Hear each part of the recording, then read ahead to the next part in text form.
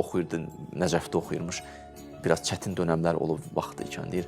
Pul tapa bilmirdim oradan buradan. Axı bir dəfə tapdım, ürəyimdə ət yemək istəyirdi. Axırda şükür Allaha gedim ət alım, yeyim. Getdim əti aldım. Qaydanda sevinə-sevinə imtahanlar da bitmir ki, həyatda qurban olum Allaha da.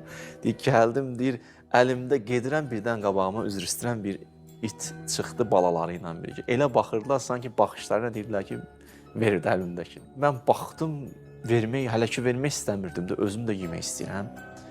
Amma dedim, ilahi, mənim dilim var, bunların dili yoxdur. Atdım qabağına və getdim. Özü deyirdi ki, mənim həyatım onu ilə dəyişdi.